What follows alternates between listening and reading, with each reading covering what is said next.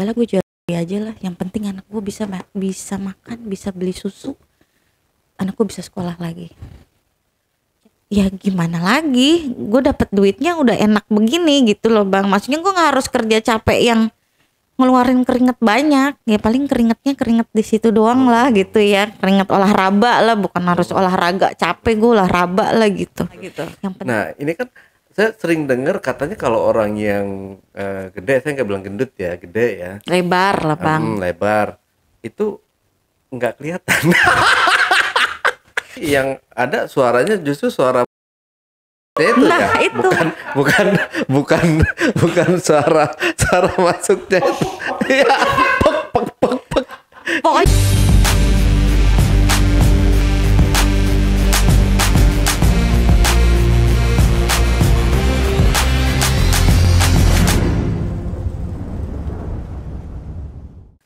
Assalamualaikum warahmatullahi wabarakatuh. Lagi-lagi ketemu dengan saya Ale, Jejak Backpacker. Tentunya jangan pernah bosan-bosan, jangan pernah ragu-ragu untuk menonton tayangan Ale Jejak Backpacker. Karena teman-teman akan ditemani selama lebih kurang 1 jam dengan host paling tampan se-Bekasi dan sekitarnya ini. Dalam segmen Cuble, curhat dong Bang Ale. Di hadapan saya telah hadir seorang narasumber yang akan menceritakan pengalaman hidupnya selama menjadi janda. Janda kembang atau janda kumbang ini. Langsung aja kita sapa narasumbernya. Halo, selamat malam Katia. Aduh, Katia gimana kabarnya? masih baik-baik. Masih baik-baik aja ya. Iya, jangan jauh-jauh dari mic kan. Nanti suaranya nggak kedengeran. Oke, udah. Nanti dikiranya kita bisik-bisik. Biasanya enak itu. Katia. Nah, ini Katia ini menjanda ya, menjanda cukup lama gitu ya. Lumayan sih. Lama ya. Kan kalau janda itu kan identik dengan negatifnya ya, kebanyakan negatif ya. Selalu pastinya orang. Iya, tanda orang kutip. melihatnya wah ini janda gitu. Pasti Tapi ada. orang nggak tahu kan perjuangannya itu loh. Iya. Ini bisa napas nggak nih Kak? Soalnya topengnya kayak ketutupan Enggak. hidung gitu. Emang hidungnya segini ukuran. Oh emang hidungnya segitu? Oh, maaf. Minimalis. Saya kira tai lalat tadi. Gitu. Numpang nongkrong doang dong. Iya. Oke, Kak Tia mungkin langsung aja cerita ya. Oke, gimana tuh? Gimana? Saya dulu ya menjanda tuh hampir 4 sampai mau ke tahun kelima lah, 5 tahun. Jadi awal-awalnya biasalah abis cerai itu. Jadi posisi waktu abis cerai itu kan aku baru abis lahiran tuh bang. Jadi pas mantan suami selingkuh tuh posisi lagi hamil 8 bulan. Jadi pas cerai itu kan namanya orang udah lagi hamil gede kan nggak bisa kerja ya. Jadi abis-abisan lah ibaratnya. Setelah ditinggal itu blast sama sekali, nggak ada komunikasi, nggak ada nafkah, udah pasti lah otomatis lah gitu. Mulai tuh bingungnya dalam arti anak saya 4 waktu itu, tambah kan yang kecil masih bayi. Kerja apa dong bang, dengan posisi baru lahiran gitu kan. Semua ibaratnya barang yang kita punya udah udahlah pakai buat nutupin dulu hari-hari gitu kan. Sampai di fase anak aku yang nomor 3 tuh, kita sampai ibaratnya sekolah anak aku udah nggak sanggup. Dia udah sampai sebulan nggak sekolah tuh yang gede. Makan apalagi, sampai ibaratnya makan tuh udah dikasih dari tetangga lah. Namanya abis lahiran otak udah ngeblank banget kan, mau gimana nih gitu. Lama-lama mikir, kayaknya kalau gini terus anak gue bisa mati dong gitu. Tapi masih tetap positive thinking. Oh cobalah gitu kan, cari kerjaan yang bisa dalam keadaan kita punya bayi tapi nggak bisa ditinggal lama gitu lah bang. Tapi kan tetap susah karena secara kan nggak punya modal. Ibaratnya kalau kita ninggalin bayi nitipin ke orang kan harus beli susu, beli ini, beli itu, pampers lah apa gitu. Sementara aku tuh dalam posisi 0 rupiah lah ibaratnya pada waktu itu. Sampai kepikiran tuh, gue jual. Sampai ke situ bang mikir. itu bisa kepikiran gitu. Posisinya anak waktu itu sempet ngomong gini, "Mah, aku nggak sekolah ya," gitu. "Sekolah, tapi nanti. Mama belum punya uang," aku bilang gitu. "Iya, tapi nanti sekolah lagi." "Iya, sabar." Masih begitu tuh bang. Dikasih makan dari tetangga, udah mulai ngenes tuh. Gue makan aja sampai harus dikasih sama tetangga ya. Kayaknya nggak guna banget sih jadi ibu, sampai gue masih makan anak aja susah gitu. Sampai ada di titik hari itu tuh bener-bener kalau buat gue sejarah banget, yang akhirnya gue harus survive jadi ibu single parent tuh bener gitu. Itu dari pagi anakku belum nemu makan bang, sampai di jam 2 apa jam 3 sore tuh ini anak udah teriak, "Mah lapar, mah lapar." Wah, ngenesnya jadi ibu gimana sih bang, posisi begitu kan. Ini otak udah mulai gila, kalau gini caranya gimana anak gue bisa terus bertahan hidup gitu kan. Kepikiran lah, udahlah, toh harga diri juga kalau gue pertahanin tapi anak gue mati gimana gitu. Gue udah coba ngelamar kerja ke sana sini dalam keadaan begini tapi nggak nemu gitu. Akhirnya malam itu tuh ya emang karena setan udah ngerasuk, pikiran udah buntu, udah nggak karuan lah. Udahlah gue jual aja lah, yang penting anak gue bisa makan, bisa beli susu, anakku bisa sekolah lagi. Chat tuh bang sama temen. Jadi dia tuh awalnya dulu memang sempet ada rasa. Udah gitu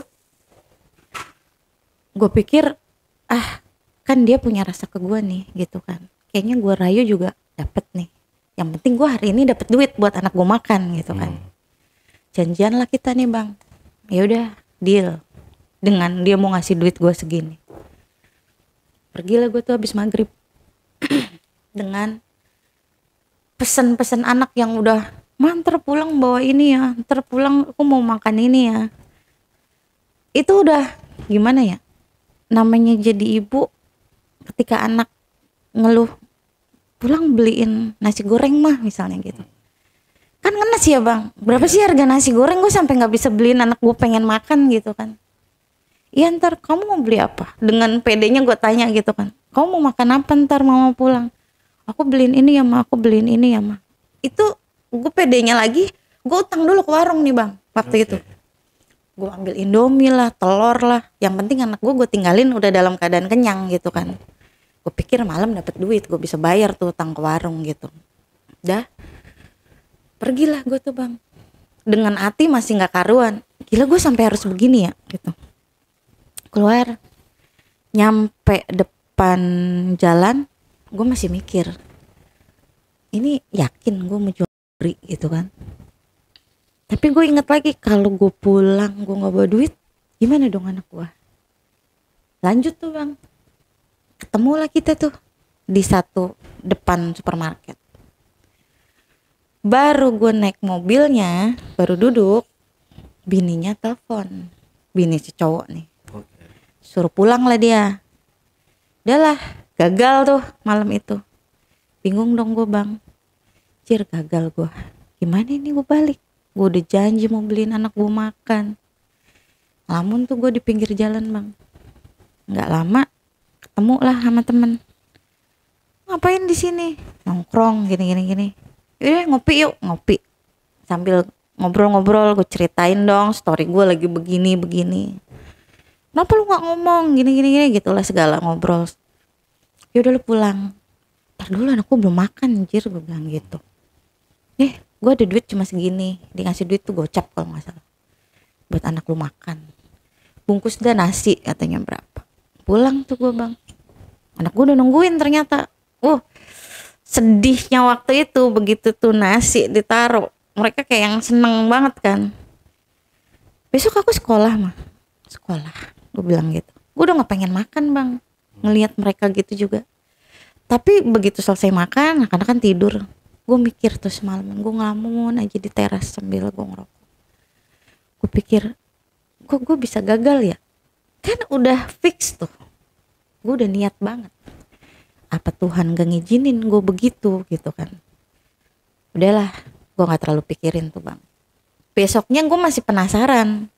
Ya sekarang secara duit 50.000 berapa lama sih bertahan, sehari juga habis kan. Besoknya gue pikir lagi, udahlah coba lagi nih gitu. Gue kontak lagi, ya udah jadiin deal malam ini katanya gitu. Udah pede tuh gue. Keluar malam, nyampe depan jalan mikir lagi nih, jadi nggak gitu. Tapi udah yakin yang sekarang mah gue udah nggak mau berubah pikiran lagi. Gue nggak mau lagi anak gue dikasih makan sama tetangga gitu kan, kasihan lah gitu. Udah gue pergi ketemu, udah di dalam mobil bang, udah masuk tuh gue, udah nego-negoan. Pokoknya di otak gue pada saat itu udah nggak mikir bodo amat lu mau nilai gue kayak gimana, bodo amat lu mau bilang gue cewek, mau bilang apapun, yang penting anak gue balik bisa makan gitu kan. Berhentilah kita depan hotel nih bang, hati gue udah dag-digdug sebenarnya. Gila gue sampai begini ya gitu. Tapi antara mau masuk nih, gue mau turun dari mobil nih, gue masih mikir ini yang gue lakuin bener nggak sih gitu kan. Tapi dia maksa kan, udah nyuruh turun, ayo turun, udah tuh turun kita bang. Baru nyampe depan pintu hotel, ditelepon lagi lah tuh laki sama anaknya dengan alasan anaknya panas, suruh pulang. Minta maaf lah dia, kayaknya kita nggak bisa deh gini. Lu pulang ya naik Gojek kata dia gitu. Kasih lah gue dicepek tuh bang sama dia. Ya udah Gih pulang. Gue selama dia ngeloyong, gue keluar dari hotel itu gue mikir kan bang, duit cepek kalau gue pakai naik Gojek udah berapa, sisa berapa, sementara anak gue besok minta sekolah lagi, ongkos berapa, makan berapa, udah gue jalan kaki aja deh gitu. Sambil gue mikir, ini apa emang guanya yang setengah-setengah, apa emang Tuhan tuh gak ngizinin gue untuk begitu kali ya, gue pikirkan gitu. Udah di jalan, sambil gue jalan kaki ketemu lagi lah sama temen-temen tuh, ngobrol, cerita story gue begana begini. Lu kenapa gak ngubungin gue katanya. Udah lu kerja aja sama gue ada event SPG katanya. Ya gue sih mau aja, cuma gue gak punya modal gimana. Ya gue baru punya anak bayi, gue harus ninggalin susu, gue harus ngasih duit buat yang jaga anak gue bilang gitu. Yaudah nih gue kasih pinjem modal di awal, gope, buat beli susu, buat ninggalin anak lu di rumah. Gue pikir, mukjizat banget ya bang, di saat gue lagi gak ada duit, gue lagi kalap, gue sampai udah mikir gue diri aja lah, mau ditawar berapapun yang penting anak gue besok bisa makan, bisa sekolah gitu. Terimalah gue tuh duit bang. Besoknya gue kerja jadi SPG. Udah tuh kayaknya hidup gue udah mulai bangun tuh waktu itu, dari terpuruk yang anak gue gak bisa makan, anak gue gak bisa sekolah. Tapi faktanya ternyata mantan laki gue tuh ninggalin utang. Oke. Ninggalin utang yang gue gak tahu. Datang lah tuh debt collector lah, orang bank lah. Jadi sebelum gue pisah pada waktu itu, dia ternyata habis pinjem bank, katanya buat modal. Yang dia gade itu BPKB orang ternyata. Datanglah tuh debt collector. Terus akhirnya gue bilang, aduh kalau yang gede-gede gue nggak sanggup bayarin, karena kan nominalnya juga gue nggak sanggup lah, dengan anak gue aja butuh biaya banyak. Gue serahin lah, suruh datang ke orang tuanya si cowok kan, si mantan. Ternyata dari situ juga ada utang-utang kayak koperasi gitu bang, mengatasnamakan gue di situnya, KTP-nya tuh KTP gue gitu kan. Mau nggak mau gue dong yang tetap dikejar, nggak bisa dong gue oper ke rumah mertua karena si KTP-nya atas nama gue gitu kan. Cicilan sih nggak gede bang, seminggu tuh cuma 100 berapa lah gitu. Tapi kan dengan kondisi gue yang baru bangun, dapat cicilan yang seminggu 100-200 aja udah gila kan, udah kebayang gitu berapa sih gaji gue jadi SPG gitu kan, dengan nominal segitu gitu.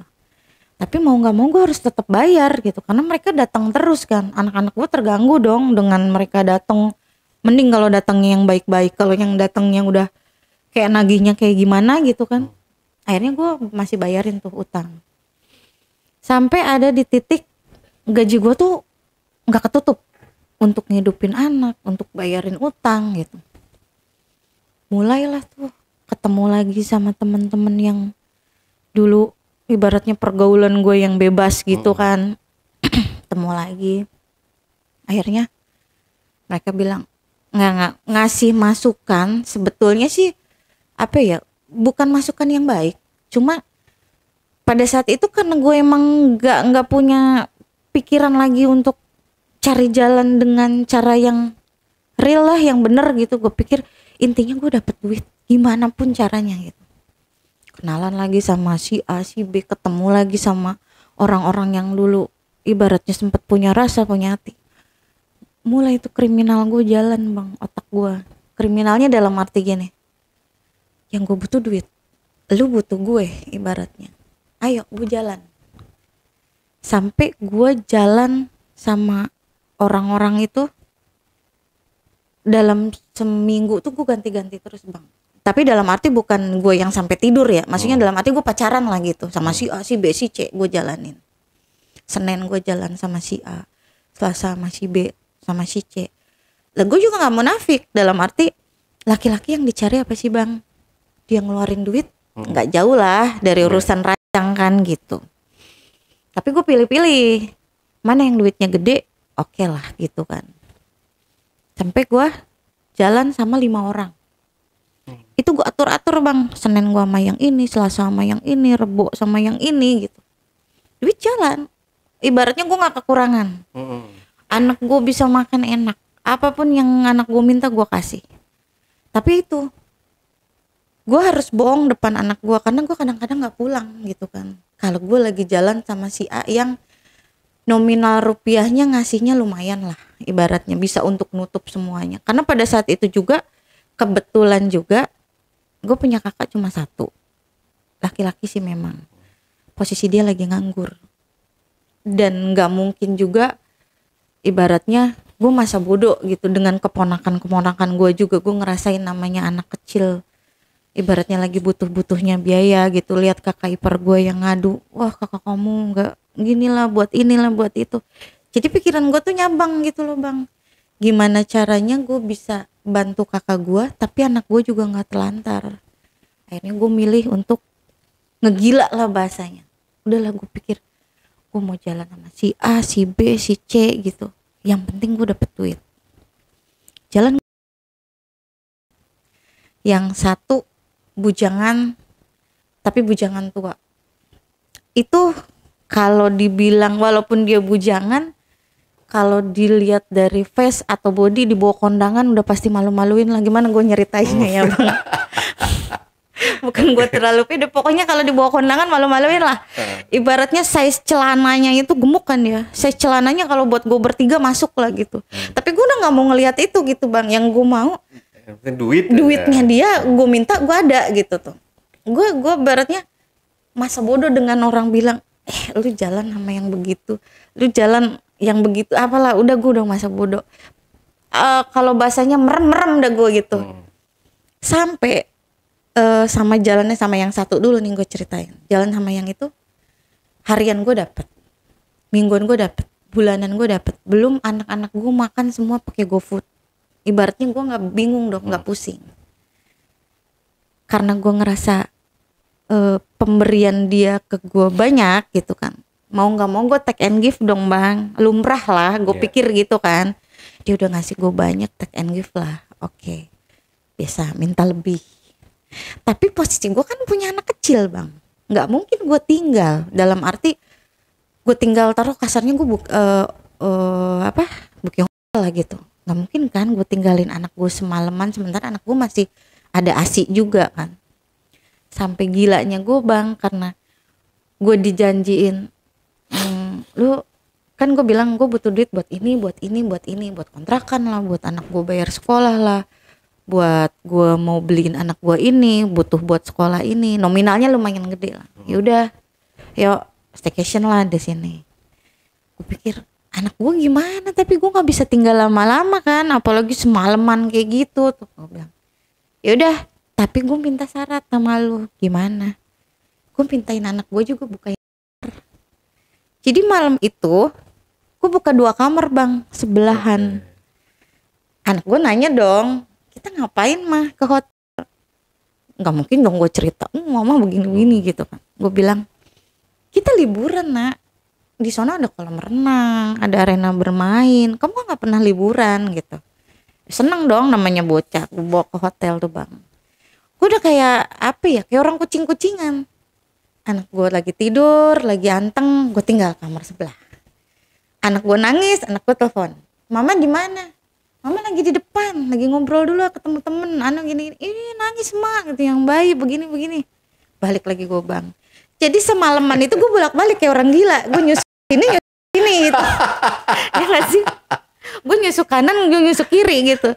Gue udah nggak peduli. Yang penting gue balik, target gue tercapai gitu kan. Udah tuh. Besoknya pulang. Kamu kemarin bayaran sekolah berapa? Segini, gue bayar. Kamu kemarin butuh apa buat sekolah, beli ini nih? Nih beli. Anak gue bilang, mak kita kan habis liburan ya mak. Tapi kok mama duitnya banyak? Lah kan mama sambil kerja, gue bilang gitu. Kebetulan ada anak gue yang udah SMA bang. Jadi kan udah mulai bertanya-tanya tuh. Kerja apaan? Perasaan mama bolak-balik doang. Ya lu mah gak tahu. Ya mama kerja di mana? Mikir dulu gue bang. Untungnya dulu kan emang anak gue taunya gue sempet ikut event organizer gitu kan.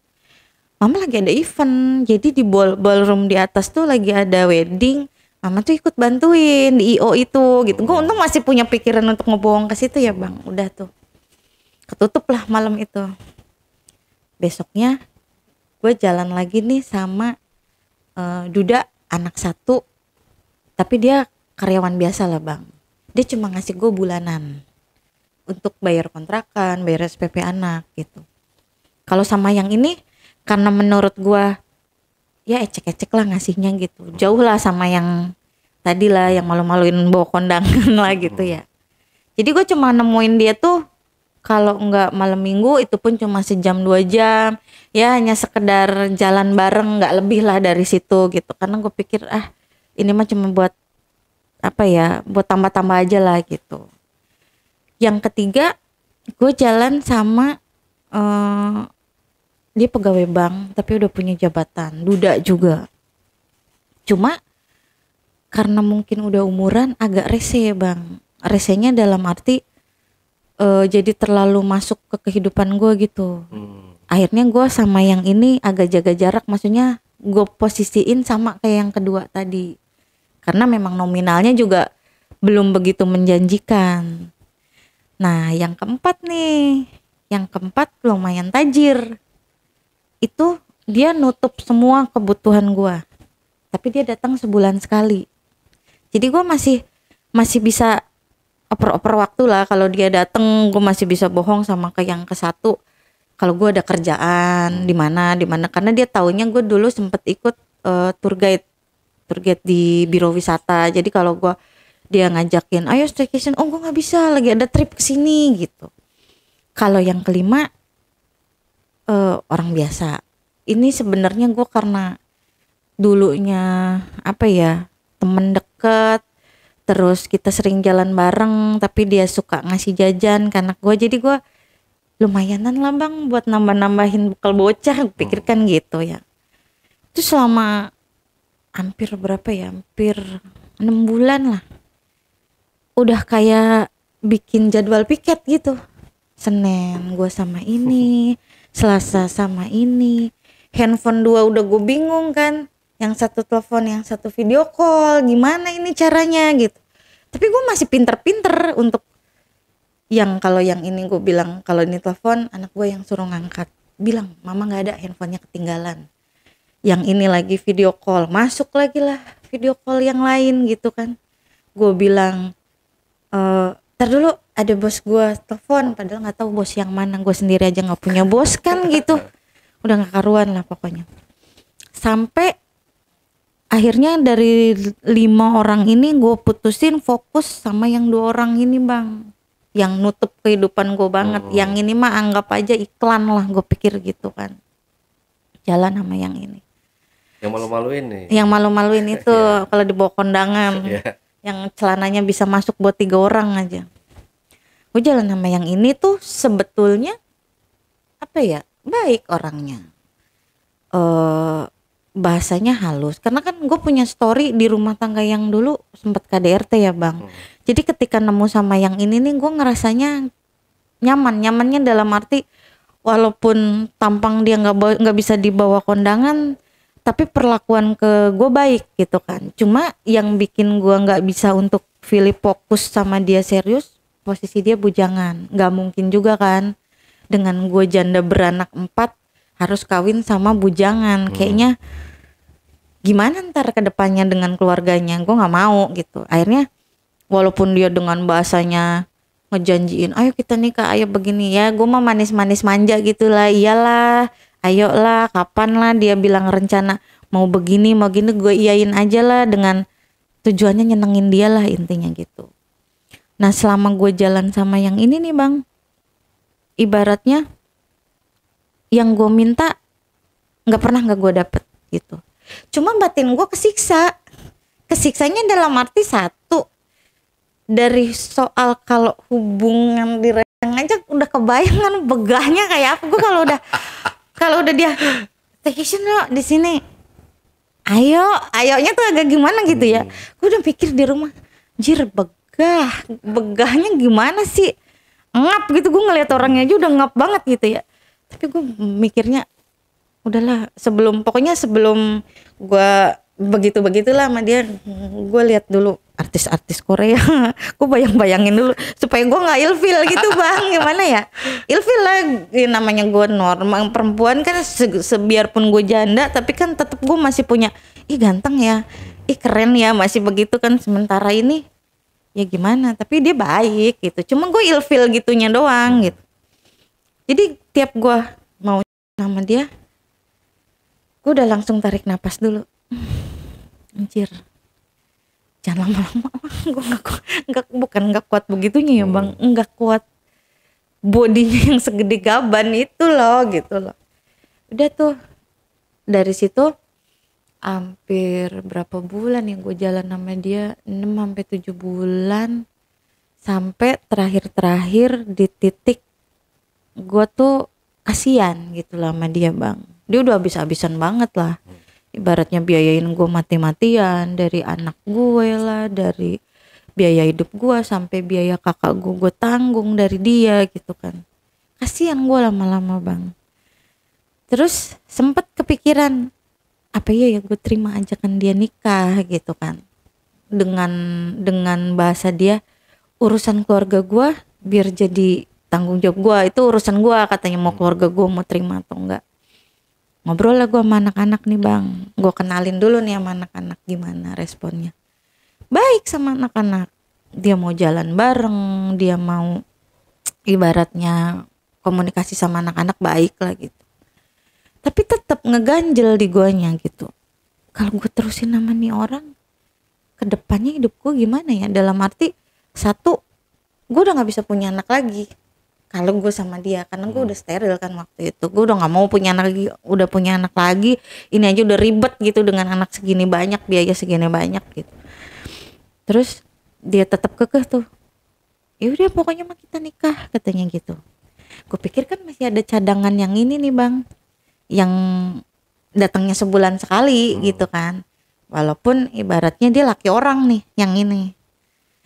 Tapi gue pikir pada saat itu otak gue mikirnya, kalau sama laki orang itu kan gue nggak terikat, jadi nggak ada arah untuk ke jenjang serius gitu. Jadi gue pikir gue lebih mending fokus sama yang ini, karena gue nggak harus mikirin gue kawin dong. Gue bisa tetap dapet duitnya dia tanpa gue harus dibikin status gitu. Yang penting kan tujuan gue, anak gue bisa makan, anak gue bisa sekolah gitu, gue bisa hidup normal kayak orang-orang gitu. Yang 3 ini udah dieliminasi tuh bang sama gue. Ibaratnya sudah tidak bisa menjanjikan kedepannya mau gimana gitu kan. Akhirnya ya udahlah, tinggal 2 nih yang bertahan. Kehidupan gue tuh sama 2 orang ini nih udah kayak apa ya, udah nggak mikirin orang mau bilang gue perempuan kayak, orang mau bilang gue apa ya bahasanya lah, kayak gue udah nggak peduli gitu. Pada saat itu gue udah nggak mikir itu gitu. Walaupun gue tahu sebenarnya gue cari makan dengan cara itu buat anak-anak tuh udah bukan hal yang benar gitu. Gue tahu itu salah banget, dari gimana pun, dari segi apapun gue udah tahu itu salah. Tapi gue mikirnya, inget terakhir anak gue yang ngomong, "Mah, saya lapar." Itu yang jadi acuan gue pada saat itu bang, yang mikir gue akhirnya, gue nggak peduli mau itu dosa, mau itu gimana, mau itu nanti orang beranggapan gue kayak apa, gue mau disebut apalah. Yang penting gue nggak mau denger anak gue lagi ngomong, "Mas, saya lapar, Mas, saya mau makan." Itu yang gue hindarin banget gitu bang. Jadi gue mau diperlakuin apapun, ayo gitu. Lu mau sama gue kapanpun gue ready gitu. Yang penting biaya gue ketutup. Itu selama hampir 6 bulan 7 bulan itu hidup gue tuh benar-benar di atas angin lah ibaratnya ya. Layaknya kayak orang sosialita lah ibaratnya. Gue mau ini ikutin orang, trennya begini gue bisa beli. Kayaknya hidup gue tenang banget gitu bang. Walaupun gue tahu bukan hasil benar gitu kan, tapi gue tenang dalam arti gue nggak mikirin untuk di rumah gitu loh, anak gue selamat nih gitu. Pada saat itu anak gue selamat, gue nggak mikirin dia nanti sekolah gimana, besok gimana gitu. Yang penting aman buat di rumah. Sampai bulan ke-7 ada fase gue ngerasa capek, gue ngerasa ya gue nggak ngerti itu tegurannya dari mana ya bang. Yang jelas pada saat itu awalnya gue sadar, bukan sadar sih sebenarnya, setengah sadar lah ya. Gue ketemu sama temen lama juga, sama posisinya dia single parent juga kan. Dia cerita sama gue sama kayak lu, gue jalan dengan si A, si B, si C dengan tujuan nutupin kehidupan anak-anak gue. Tapi gue udah di fase yang gue capek, kata dia. Capek gimana, kata gue. Dia bilang, gue capek untuk berbagi waktunya. Senin gue harus kesini, Selasa harus kesini. Sampai akhirnya gue ditegur, kata dia. Ditegur sama anak gue yang sakit. Kalau dia ditegurnya dari anak yang sakit. Dari situ gue mikir, apa karena gue begini gitu. Setelah ketemu sama teman itu, ngobrol panjang lebar soal kehidupan single parent lah gitu, vibe-nya single parent dia. Di rumah gue mikir bang, iya ya, gue tuh udah terlalu jauh banget gitu. Dari gue ibaratnya, gue sempet dulu punya prinsip, laki gue kan direbut orang, mantan laki gue direbut orang. Gue punya prinsip pada saat itu, gue gak mau ngeganggu rumah tangga orang gitu kan, pada saat itu gitu. Tapi kan karena tuntutan, akhirnya gue melakukan hal yang sama gitu kan, dengan gue jalan sama yang datang sebulan sekali itu. Akhirnya gue mikir, iya juga ya, gue lepas dari laki gue dengan alasan gue sakit hati karena gue diselingkuhin lah ibaratnya, direbut lah sama orang. Tapi gue melakukan hal yang sama gitu. Walaupun alibi gue mah, gue bertahan buat anak-anak gitu, bukan buat gue, buat anak-anak. Tapi kan tetap gue menikmati duit itu juga gitu kan bang.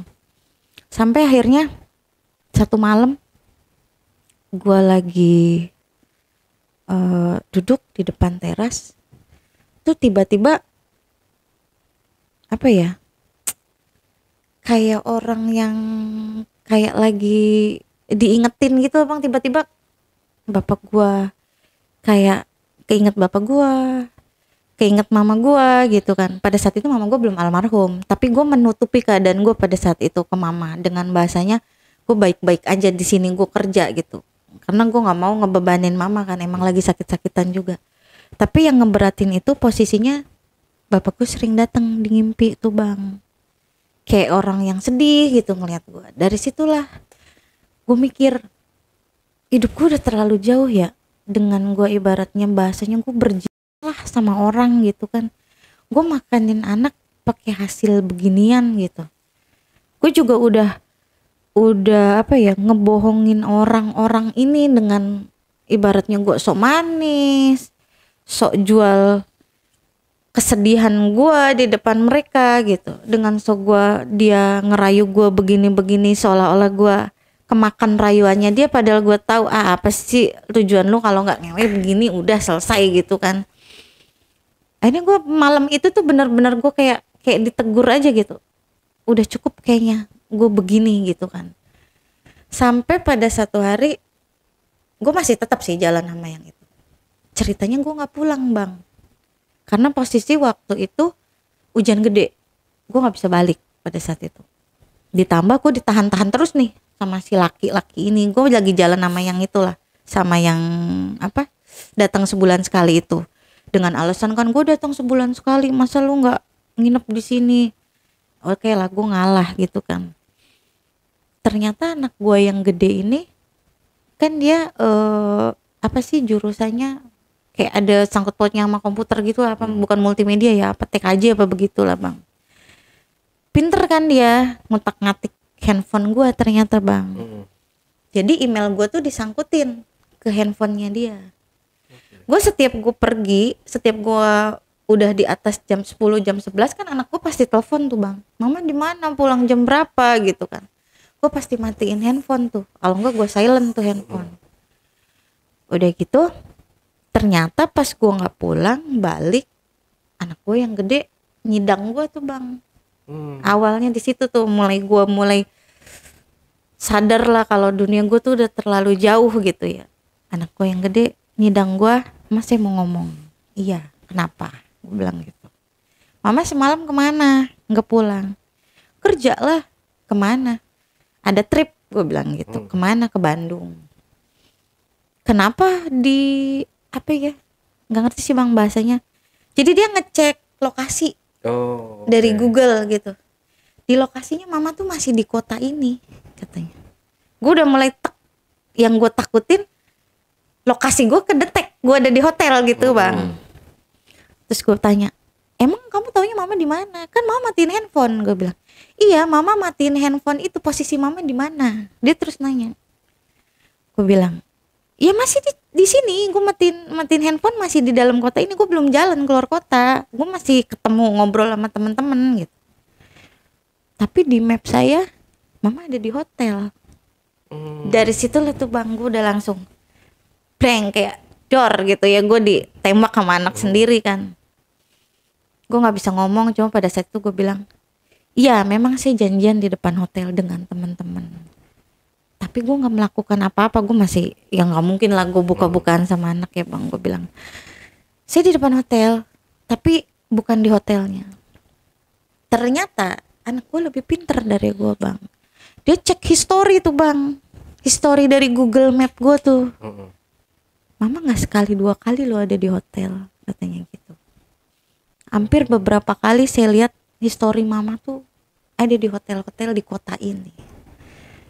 Udah sekarang saya juga udah gede, mama juga mungkin udah bisa nilai dengan usia saya segini. Apalagi saya tahu mama sering telepon-teleponan sama orang gitu kan. Saya juga tahu katanya mama tuh nggak mungkin lah dapat uang sebanyak itu dengan cuma kerja yang SPG event atau event IO yang kayak begitu, dengan mama bisa mencukupi semuanya gitu, apalagi sampai bisa bantu keuangan kakak gue kan bang. Akhirnya mau tidak mau, tapi gue nggak cerita yang sampai full lah.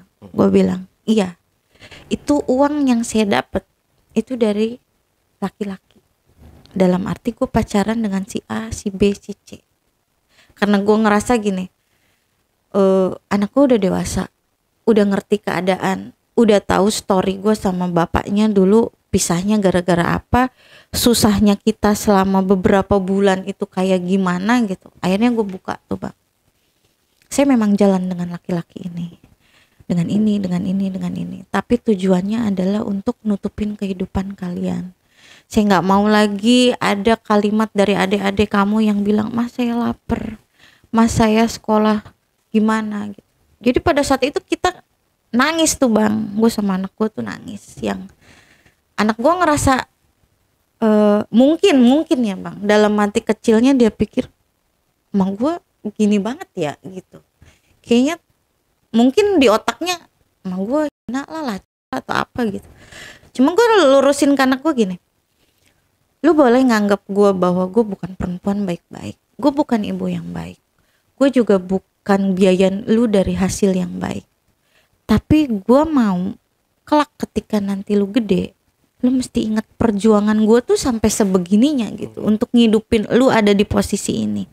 Jangan lu lihat story gue yang jeleknya, tapi lu lihat perjuangan gue untuk bisa ngidupin lu. Coba lu logikain, di saat bapak lu pergi, di saat kita nggak bisa makan, siapa yang nolong kita? Gue bilang gitu. Akhirnya anak gue sempat marah pada saat itu ya bang. Ya tapi kan gak harus gini mah caranya, begini gitu. Ya terus gue mesti gimana?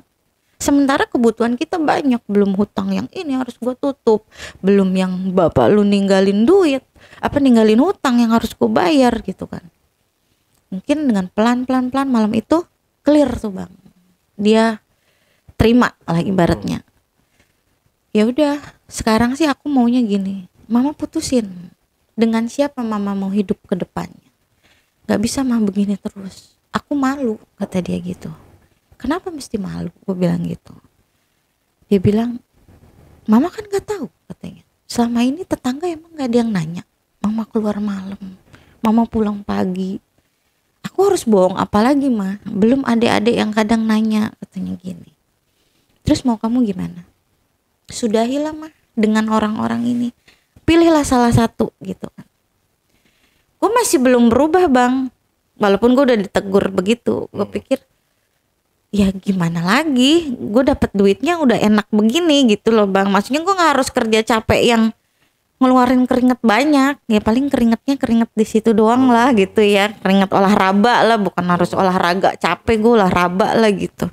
Yang penting real gue dapet duit banyak, gue bisa ngidupin lu gitu.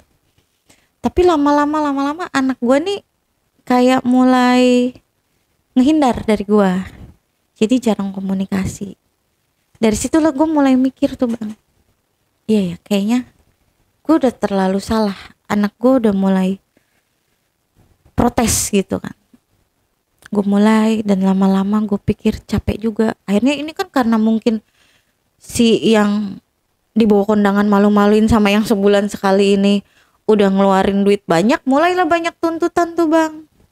Yang gua harus kalau staycation harus 2 hari lah, 3 hari, yang ini harus datanglah sini. Waktu itu kan yang sebulan sekali itu orang Bandung kan, gua harus ke Bandung lah.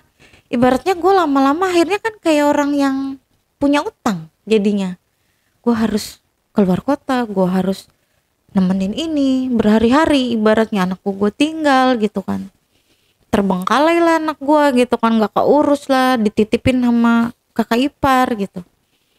Ada di fase puncak gue capek banget, bener-bener capek yang ditelepon ini marah, di stop lah duit gue tuh bang pada saat itu. Yang ini yang bujangan ini nyetop duit harian dan mingguan gue, tapi bulanan masih jalan. Keteter dong gue mulai itu gue bang. Yang bulanan ini nominalnya dikurangin karena gue nggak nepatin. Gue disuruh ke Bandung, gue gak ke Bandung gitu. Gue udah ditransfer duit, tapi gue gak dateng gitu. Berkurang lah tuh nominal. Mulai gue berpikir, iya ya, orang tuh emang butuh take and give. Dan gak selamanya gue bisa menuhin semua kebutuhan mereka dengan cara begini gitu kan. Akhirnya lama-lama gue jenuh banget, capek banget dengan gue harus kasar katanya gue mereka, tapi gue nggak punya feel. Gimana sih bang? Kan kalau orang begitu tetep kan ada rasa kan, harusnya ada rasa gitu. Tapi gue blank aja, blong. Udah lu masuk lu keluar selesai gitu. Jadi gue nggak ada gue menikmati dengan orang-orang itu. Dan selama gue berhubungan sama si A dan si B lah taruh bahasanya, gue tuh nggak dapet yang gue begini ya nama dia, tapi gue nggak dapetin gitu loh. Gue cuma ya udah serah lu aja mau diapain gitu. Lama-lama gue berpikir gue nggak jauh dari lahir kalau gue begini, ya kan? Ibaratnya gue nggak ada feel, gue nggak ada hasrat, tapi gue harus ngelakuin lu gitu dengan iming-iming gue dapat duit ini. Kalau yang bujangan ini memang kekeh, tetap tujuan akhirnya gue nikah, tapi gue nggak mau sama dia. Dia bukan masalah dari fisiknya aja, tapi kan banyak faktor yang harus gue pikirin gitu ya. Kalau gue sampai jadi sama dia, banyak yang harus gue hadepin, dari keluarganya, dari lingkungannya, dari gue nggak punya anaknya nanti ke depannya gimana. Gue nggak mau lagi lah ada trouble rumah tangga lagi. Gue udah trauma lah sampai urusan gitu. Kalau sama yang ini pasti yang datang sebulan sekali resikonya. Kalaupun gue sampai jadi istri kedua, otomatis gue satu saat namanya bangke kan. Otomatis gue harus siap dengan gue didatengin lah, gue ribut lah. Ntar anak-anak gue tahu mentalnya keganggu. Gue masih mikir ke situ bang. Sampai malam itu gue pikir gue harus lepas dari orang-orang ini gitu. Gue nggak bisa hidup dengan cara gue harus dibiayain dengan manusia-manusia ini terus, karena mereka udah menuntutnya udah terlalu jauh banget gitu, dengan gue harus nurut apa yang mereka mau. Akhirnya mulai gue inget Tuhan, sedikitnya gue inget Tuhan gitu. Malam itu gue coba untuk sholat tahajud tuh bang. Entah gue dapet kekuatan dari mana, gue sholat tuh, gue minta sholat tobat, gue apa, nangis lah gue tuh malam itu bang, abis-abisan gue nangis. Gue inget dosa gue ada yang kemarin-kemarin, selama beberapa bulan ini ibaratnya gue ngelakuin itu hanya demi anak gue ngeliat anak gue tidur. Jadi posisi gue sholat ya anak-anak gue tidur gitu, gue ngeliat ya, anjing gue ngasih makan anak gue dengan cara begitu ya, kayaknya hina banget gue jadi ibu, tapi gue ngasih makan anak gue caranya nggak jauh dari gue jual gue lah ibaratnya. Walaupun gue punya tamengnya, gue pacaran, bukan gue yang sengaja ngejual dia lah ibaratnya, tapi kan gue nggak punya rasa sama dua orang ini gitu. Akhirnya gue pada malam itu gue sholat, gue nangis, gue sholat tobat, sampai gue ngelakuin gue sholat istikharah tuh bang. Gue bilang, ya Allah, gue emang bukan orang baik, gue bukan perempuan baik. Gue tahu ini pun terpaksa gue lakuin gitu kan. Gue minta jalan aja, gue minta petunjuknya. Kalau gue memang harus tetap dengan manusia-manusia ini, tunjukin mana yang harus gue pilih. Tapi kalau gue harus lepas dari orang-orang ini, setidaknya kasih gue jalan untuk gue bisa tetap bertahan buat anak-anak, gue bilang gitu. Itu dengan sendirinya bang, gue nggak ngerti itu emang jawaban dari Tuhan, apa emang guanya sendiri yang memang udah menjauh dari hal gitu. Itu gue sama yang bujangan ini tiba-tiba dia hilang kabar. Yang biasanya tiap hari kontekan gitu, gue ini orang hilang gitu kabarnya. Gue nggak cari karena gue pikir nggak apa-apa lah dia hilang, gue masih punya yang sebulan sekali ini, cukup lah buat gue bertahan hidup. Ibaratnya gue bisa bayar kontrakan lah. Ternyata yang sebulan ini ketahuan lah sama bininya juga bang. Lost contact dong kita gitu. Dari situ gue mikir, ini orang kemana? Gue cari lagi tuh bang, yang si malu-maluin kondangan ini. Gue cari tuh kemana. Ternyata dia bermasalah di kantornya. Ternyata uang yang selama ini dia pakai buat gue tuh hasil dia korup gitu di kantornya. Ketahuan lah. Dari situ gue mikir, oh ini nih jalan Tuhan buat gue lepas dari manusia-manusia ini. Ternyata gue dibukain semua gitu, bahwa yang bujangan ini ternyata ngebikin gue dari hasil begini, yang punya bini ketahuan lah, berarti gue harus lepas dari ini. Pelan gue lepasin mereka, hancur lagi dong ekonomi gue bang. Tapi untungnya pada saat itu gue masih punya tabungan untuk gue bertahan, nggak nol banget waktu gue ditinggal laki gue masih bisa punya tabungan, gue masih bisa bertahan, utang gue udah lunas gitu kan. Akhirnya gue mulai hidup bener tuh bang, gue nggak mau ketemu laki-laki lagi, sampai akhirnya di titik gue ketemu sama suami gue yang sekarang. Walaupun awalnya kita tuh nggak ada bahasa untuk keserius gitu, cuma pada saat itu yang gue lihat dia kan dari luar kota. Tapi kok effortnya dia buat datang ke gue tuh dibela-belain gitu, seminggu sekali. Sampai gue istiharohin nih waktu itu, karena gue udah mulai belajar religi sedikit lah gitu, karena gue udah ngerasa gue dosa gue banyak banget gitu lemang dari kemarin. Nih kalau ini jodoh gue, deketin sedekat-dekatnya, kasih gue jalan. Kalau memang gue harus bener, gue harus hidup di jalur yang bener gitu. Dari jawaban istiharoh gue itu, si laki gue yang sekarang itu datang tuh hampir seminggu sekali bang. Dari yang tadinya cuma 2 bulan sekali kalau main ke kota gue, itu pun nggak nginep kan, cuma ketemu say hello karena dia juga punya keluarga juga di kota itu gitu kan. Itu datang jadi seminggu sekali. Itu sering banget gitu. Lama-lama gue mikir, malu dong gue. Seminggu sekali dia datang, kadang-kadang sampai nginep di rumah. Akhirnya setelah obrolan-obrolan, tembak lah dia. Gue juga nggak mau begini. Kalau lu mau hidup bener, ayo, gue mau hidup lu bener. Tapi tinggalin temen-temen lu yang dulu, jalur lu yang dulu tinggalin. Gue mikir, iya sih, kalau gue terus-terusan ada di kota ini, pengaruh teman-teman gue nggak akan bener lagi. Sampai akhirnya malam itu gue istiaroh lagi yang terakhir nih bang. Kalau memang itu jodoh gue mau bulan depan gue kawin. Dan itu jawabannya cepet banget. 2 minggu setelah itu dia ngelamar gue, bulan depannya kita nikah. Dari situ gue hijrah lah ke kota ini bang. Dan gue lepasin semua itu orang-orang. Dan alhamdulillah sekarang gue udah hidup bener, gue udah tobat, gue udah nggak mau lagi kenal-kenal lagi orang-orang yang begitu. Gue udah nggak mau morotin orang lagi, gue udah nggak mau minta-minta duit lagi dari laki orang, gue nggak mau manfaatin lagi orang. Gue pengen real hidup gue normal lagi seperti biasa. Yang penting anak gue hidup sama gue, kecukupan, cukup makan, bisa sekolah, udah cukup. Gitu storynya gue selama jadi janda liar. Oke, berarti yang sekarang ini sudah berkeluarga dia. Sudah. Maksudnya duda ketemu janda. Duda. Oh, duda, ya. Oke. Pas lah, berarti bukan masih Istri orang, suami suami orang. orang. Enggak, karena Gitu. begitu ketemu udah langsung gue surat dudanya mana gitu. Oke. Karena gue kan udah berpikir, kan gue udah mulai religi gitu loh bang. Maksudnya gue udah pikir gue harus nemu yang benar-benar gitu, bukan yang main-main lagi. Jadi yang gue tanya di awal, surat duda lu mana kalau memang lu duda gitu. Oke, berarti Katia bawa 4, si Duda ini bawa berapa nih? Bawa 2, tapi 2. dibawa sama Istrinya, mantannya. Iya gitu. Oke, jadi dia ya udah mapan ya, berarti ya udah. Kalau udah mapan banget sih enggak sih bang, paling nggak cukup gitu. cukup lah ya, Cukup lah. cukup untuk bertahan hidup, sama cukup untuk dia mencintai gitu ya. Alhamdulillah. Mencintai enggak sama Katia aja pastinya, pasti sama keluarga, Iya. sama anak-anak juga. Paling enggak harus ya. ibaratnya yang dulu saya rasain dari rumah tangga yang dulu enggak saya rasain di rumah tangga sekarang gitu.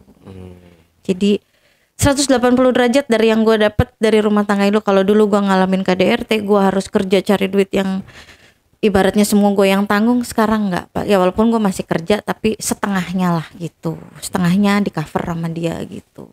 Terus yang KDRT gitu nggak ada. Gue nggak ngalamin gue dibentak, gue nggak ngalamin gue dimaki-maki, gue nggak ngalamin kekerasan rumah tangga. Itu aja sih, karena gue ngerasa nyamannya di situ gitu. Berarti kan kalau Katia ini bergantian setiap waktu itu sama lima orang ini. Orang. Satu yang malu-maluin di bawah Maluin di bawah kondangan. kondangan. Badannya ataunya gede lah taruhlah kalau dibilang ya. Iya, pokoknya Celana mah muat 3 orang. Celana mau 3 orang, dibayangin aja lah bang segimana lah. Ya kasur Justru saya udah ngebayangin dari tadi. setengah Dan dari ini, kasur lah. Dan ini pengen jadi pertanyaan juga. Jadi rasa penasaran saya itu biasanya netizen tahu lah saya itu terlalu dalam kalau penasaran saya itu ya kalau udah mengulik urusan Lah gitu. Nah ini kan saya sering dengar katanya kalau orang yang gede, saya nggak bilang gendut ya, gede ya, Lebar lah bang. lebar itu nggak kelihatan. Kelihatan lah bang, nongol. Nongol ya. Nongol. Cuma kan gimana ya, di posisi gue yang janda beranak 4, yang udah ngelosin 4 kepala, di segede gimana ya, gue mesti ngebayangin apa yang gue rasain ya. Ya udah lempeng ya, makanya gue bilang lempeng aja. Ya pokoknya intinya adalah ngerasa ketowel gitulah. Nggak gue bilang harus ngerasa diubek-ubek, ketowel lah paling nggak gue ngerasa ada yang masuk gitu. Oh udah ngerasa ya. Tapi ya segitu gitu. Gimana sih ngejelasinnya? Gue bingung. Ketowel lah udah. Udah. Intinya gue ngerasa ada yang masuk aja gitu. Oh nggak disingkir-singkirin dari dulunya dulu gitu. Gimana Biar gue mau kelihatan. nyingkirin bang? Kan itu perut berlipat-lipat. Oh. Gimana cara gue melihat, melooking gitu tuh. bentuknya Oh, nggak kayak kelihatan, tahu masuk aja gitu. Tahu-tahu masuk aja, pokoknya gitu. Bener ya. Ya gue kan udah ilfil duluan dong bang, gimana gue mau cari-cari tahu bentukannya gimana, pokoknya begitu dia ada di atas gue udah merem aja udah gitu, anggap gue ketiban batu gitu, ngap. Berarti yang ada suaranya justru suara itu Nah, ya, itu. bukan suara masuknya. Ya, pek. Pokoknya Gitu ya, bunyinya beda lah bang, enggak merdu lah gitu suaranya lah gitu, lain dari yang lain lah suaranya, karena kan perutnya berlapis-lapis jadi menggema gitu, ploknya tuh enggak yang sekali gitu, jadi Iya. bergema lah gitu.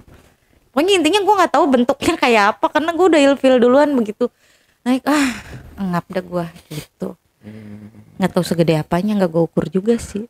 Tentu yang lainnya juga berbeda-beda ya. Ada yang sama nggak sih? Ya bentuknya sama lah, ukuran kali yang beda. Iya, ukuran maksudnya. Oh pasti lah beda lah. Beda-beda ya. Beda lah. Biasanya kan ada yang sama diameternya atau panjangnya gitu. Kalau bentuknya diameternya sama, cuma caranya aja yang beda gitu bang, gimana ya? Iya. Ya begitulah. Cara mereka memintanya. Nah bukan meminta. Nah begitunya gitu. aja yang beda.